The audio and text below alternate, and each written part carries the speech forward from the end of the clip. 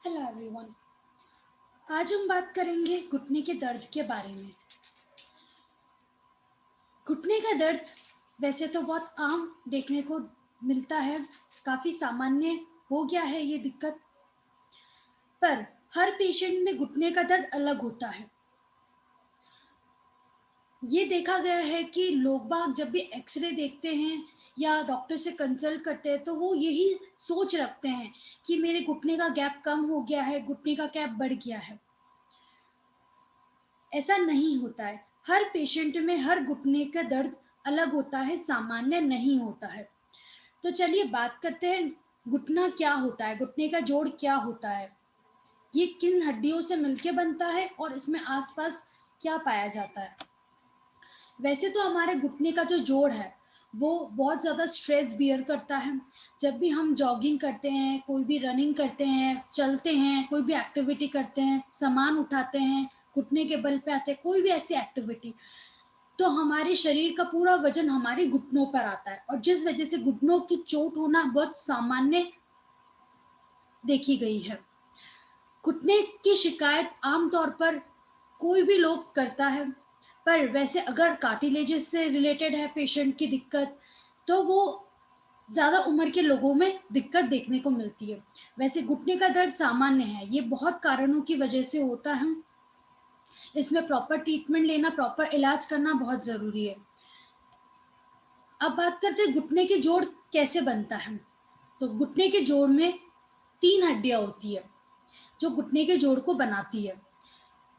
ऊपर वाली हड्डी होती है थाई बोन की, उसे फीमर कहते हैं, जांग की हड्डी। और नीचे वाली जो हड्डी है पैरों की, टांग की हड्डी, इन दोनों के बीच में बनता है हमारा घुटने का जोड़। यानी ऊपर वाली हड्डी फीमर, जांग की हड्डी थाई बोन, नीचे वाली हड्डी टीबिया यानी आपके टांग की हड्डी, टीबिया शिन बोन, इन दोनों के बीच में बनता है हमारा घुटने का जोड़। और इसके आगे की तरफ कैप होता है, वो होता है नी कैप यानी कि पटेला। इन सब से मिलके बनता है हमारे घुटने का जोड़। अब जो ऊपर वाली हड्डी है उसके एंड पे कार्टिलेज होता है और हमारी जो नीचे वाली हड्डी है टीबिया, टांग की हड्डी, उसके भी एंड पे कार्टिलेज होता है, जो शॉक को एब्जॉर्ब करके रखता है, घुटने को कोई भी चोट लगने से बचाता है, प्रोटेक्शन का काम करता है। अब ये जो दोनों हड्डी है जिनसे मिलके घुटने का जोड़ बना है, इनके आसपास मांसपेशियां होती है, लिगामेंट्स होते हैं, टेंडन्स होते हैं, कार्टिलेजेस होते हैं, यानी कि घुटने की जो गड्डी गड्डी होती है वो होती है। और इसमें दो मांसपेशियों का समूह खास तौर पर देखा गया है। एक तो होता है आगे की तरफ हमारे जांघों में क्वाड्रिसेप्स मसल, जो हमारे घुटने को सीधा करने का काम करता है, और हमारे जांघों के पीछे हैमस्ट्रिंग्स मसल, ये हमारे पैर को, घुटने को मोड़ने का काम करता है। जैसे आप डायग्राम में देख सकते हैं, फीमर, थाई बोन और नीचे टिबिया, इनसे मिलके घुटने का जोड़ बना है। फिर उनके आसपास लिगामेंट, मेनिस्कस, कार्टिलेजेस, ये सब है। आगे वाली जांघ की हड्डी में क्वाड्रिसेप्स मसल है और पीछे है हैमस्ट्रिंग मसल। लिगामेंट्स की हम बात करें तो लिगामेंट्स होता है वो जो एक हड्डी को दूसरी हड्डी से जोड़ता है। 4 मुख्य लिगामेंट देखने को मिलते हैं। लिगामेंट एक तरह की जो होती है हमारी रस्सी होती है, बहुत मजबूत रस्सी, जो हमारी हड्डियों को जोड़ के रखता है और प्रोटेक्ट करके रखता है। तो लिगामेंट ये होते हैं। जैसे आप डायग्राम में देख सकते हैं, हमारे कोलेटरल लिगामेंट्स होते हैं और क्रूशिएट लिगामेंट होते हैं। Interior cruciate ligament, posterior cruciate ligament, ये यहाँ पाए जाते हैं। एंटीरियरली आगे की तरफ पाया जाता है, पोस्टीरियरली घुटने के पीछे की तरफ पाया जाता है। कोलेटरल लिगामेंट्स है, मीडियल कोलेटरल लिगामेंट जो घुटने के अंदर की तरफ पाया जाता है, MCL. Lateral collateral ligament, LCL, जो घुटने के बाहर की तरफ पाया जाता है। यानी कि 2 कोलेटरल लिगामेंट्स और 2 क्रूशिएट लिगामेंट्स, इसलिए 4 लिगामेंट्स पाए जाते हैं हमारे एक पैर में, एक घुटने के आसपास। तो interior ACL cruciate ligament, posterior ligament cruciate PCL, lateral collateral ligament LCL, medial collateral ligament MCL. तो आप डायग्राम में देख सकते हैं ये कहाँ-कहाँ लिगामेंट्स पाए जाते हैं आपकी हड्डी के। जो क्रूशिएट लिगामेंट्स होते हैं वो एक्स के फॉर्म में प्लेस होते हैं और हमारे घुटने के मूवमेंट में मदद करते हैं। फिर हम बात करते हैं कार्टिलेजेस की। तो हमारे कार्टिलेजेस होते हैं, तो आर्टिकुलर कार्टिलेज और मेनिस्कल कार्टिलेज। आर्टिकुलर कार्टिलेज हमारी जो जांग की हड्डी और हमारी टांग की हड्डी है, उनके जो स्टार्टिंग का जो पॉइंट है, जो स्टार्टिंग पॉइंट है, वहां पर पाया जाता है, जो हमारे घुटने के जोड़ को प्रोटेक्ट करके रखता है। दोनों हड्डियों को मूवमेंट होता है तो दोनों हड्डी एक दूसरे से चिपके नहीं, ना ही एक दूसरे से फ्रिक्शन प्रोड्यूस हो, और पेशेंट अच्छे से अपने घुटने को मोड़ सके, सीधा कर सकते। तो इसकी ये मदद होता है हमारे कार्टिलेज की वजह से। फिर मेनिस्कस होते हैं, ये शॉक एब्जॉर्प्शन का काम करते हैं। जब भी पेशेंट जब भी कोई रनर्स या फिर कोई चलता है, वॉकिंग या फिर कोई भी ऐसी एक्टिविटी जिसमें पैरों से काम हो रहा है, घुटने का काम आ रहा है, जैसे जॉगिंग करना या कूदना, कुछ भी ऐसा काम, तो शॉक का एब्जॉर्प्शन करने का काम होता है इस मेनिस्कल कार्टिलेजेस का। मेनिस्कस भी एक तरह की कार्टिलेजेस ही है, यानी कि घुटने की गद्दी है, और ये कुशन देता है, हमारे जोड़ को स्टेबल करता है, और बहुत ज़्यादा टफ नहीं हो जोड़, और ज़्यादा रबरी और ज़्यादा मूवमेंट फ्रिक्शन प्रोड्यूस ना हो, उसको अवॉइड करता है। तो हमारे जो मेनिस्कस है वो दो होते हैं, medial meniscus, lateral meniscus. Medial meniscus घुटने के अंदर की तरफ पाया जाता है, लेटरल मेनिस्कस घुटने के बाहर की तरफ पाया जाता है। और ये कार्टिलेजेस है जो हमारी ऊपर वाली हड्डी, जांग की हड्डी फीमर के एंड पे है, और नीचे वाली हड्डी शिन बोन है, उसके भी एंड पे पाया जाता है। तो कार्टिलेजेस है दो और मेनिस्कस भी है दो, तो आप डायग्राम में देख सकते हैं। फिर होता है टेंडन्स, ये मांसपेशियों को हड्डियों से कनेक्ट करके रखता है। जैसे कि आप डायग्राम में देख सकते हैं, ये हमारी क्वाड्रिसेप्स हैमस्ट्रिंग मसल्स, ये क्वाड्रिसेप्स आगे की मसल है जो कनेक्ट कर रही है हमारी शिन बोन से। तो ये होता है टेंडन, जो मांसपेशियों को हड्डी से कनेक्ट करता है, जोड़ता है। अब घुटने में दर्द होना किन कारणों की वजह से होता है? तो अगर हम जैसे डायग्राम में देखें नॉर्मल एनाटॉमी में, तो ये हमारी क्वाड्रिसेप्स मसल है, ये हमारे मेनिस्कस है, ये हमारे लिगामेंट्स है, ये नॉर्मल है। अब किसी कारणवश अगर पेशेंट को आगे की तरफ घुटने में दर्द हो रहा है, फ्रंट में आगे की तरफ घुटने में दर्द हो रहा है, तो वो क्या कारण हो सकता है? कॉन्ड्रोमलेशिया पटेला हो सकता है, पटेला का निकल जाना, खिसक जाना, वो हो सकता है। आर्थराइटिस की दिक्कत हो सकती है। उसके अलावा अगर पेशेंट को पीछे की तरफ दर्द है तो बेकर सिस्ट बोल सकते हैं हम, या फिर आर्थराइटिस की दिक्कत की वजह से है पेशेंट को दर्द। अगर पेशेंट को घुटने से थोड़ा सा ऊपर दर्द होता है, तो यानी क्वाड्रिसेप्स मसल में दर्द है, पेशेंट को क्वाड्रिसेप्स मसल्स की स्वेलिंग हो गई है। या फिर पेशेंट को घुटने से नीचे में दर्द हो रहा है, तो यानी ऐसा अनुमान कर सकते तो कि ऑस्गॉट स्लेटर डिजीज की वजह से पेशेंट को दर्द है। या फिर अगर पेशेंट को अंदर या बाहर की तरफ दर्द है, इनसाइड और आउटसाइड की तरफ, तो या फिर मेनिस्कस की या लिगामेंट्स के टियर की वजह से, अगर अंदर है तो मीडियल मेनिस्कस या मीडियल कोलेटरल लिगामेंट, बाहर है तो lateral collateral ligament, lateral meniscus, अगर आगे है तो इंटीरियर क्रूशिएट लिगामेंट भी हो सकता है कारण, पीछे तो घुटने के पीछे दर्द है तो पोस्टीरियर क्रूशिएट लिगामेंट, या फिर आर्थराइटिस की वजह से भी दिक्कत हो सकती है। तो बात करते हैं हम आर्थराइटिस की। वैसे तो दो तरह के आर्थराइटिस होते हैं, ऑस्टियो आर्थराइटिस, रूमेटॉइड आर्थराइटिस। ये दोनों बहुत ही अलग होते हैं।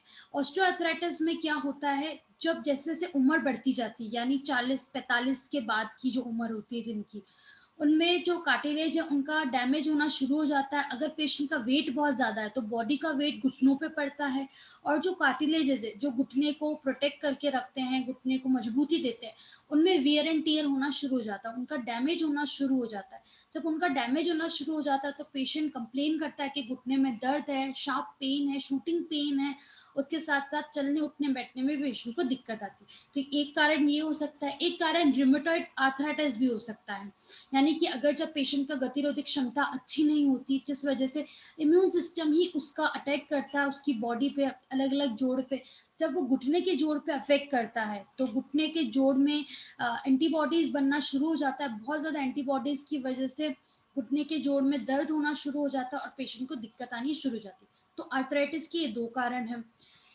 फिर है नी लिगामेंट इंजरीज। तो घुटने में दर्द लिगामेंट की इंजरी की वजह से भी हो सकती है। तो हमने बात करी थी कोलेटरल लिगामेंट्स दो तरह के होते हैं, मीडियल और लेटरल कोलेटरल लिगामेंट। अगर मीडियल कोलेटरल लिगामेंट की इंजरी हुई है तो पेशेंट को अंदर की तरफ घुटने में दर्द होगा, और अगर लेटरल कोलेटरल लिगामेंट की दिक्कत आई है तो बाहर की तरफ दर्द होगा। उसके साथ ही साथ क्रूशिएट लिगामेंट की अगर इंजरी होती है तब भी घुटने में दर्द आता है। इंटीरियर है तो आगे की तरफ घुटने में दर्द होगा, और पोस्टीरियर क्रूशिएट लिगामेंट की इंजरी हुई तो पीछे की तरफ पेशेंट को दर्द होगा। उसके साथ साथ पेशेंट को कट कट की आवाजें भी आती है। तो अगर क्रूशिएट लिगामेंट की इंजरी होगी तो पेशेंट कंप्लेन करेगा कि आगे की तरफ दर्द है या फिर पीछे की तरफ दर्द है। टॉर्न नी कार्टिलेजेस और मेनिस्कस। अगर कार्टिलेजेस का डैमेज हो जाता है, कार्टिलेज सी शेप के होते हैं, या फिर मेनिस्कस जो होते हैं जो अंदर की तरफ और बाहर की तरफ पाए जाते हैं, मीडियल मेनिस्कस, लेटरल मेनिस्कस, जब उसमें दिक्कत आती है तो पेशेंट को दर्द होता है, और साथ ही साथ पेशेंट को बहुत ज़्यादा दिक्कत आनी शुरू हो जाती है। अगर पेशेंट की दिक्कत है पटेलर टेंडनाइटिस या फिर पटेलर टेंडन है उसका टीयर की वजह से, तब भी घुटने में दर्द हो सकता है।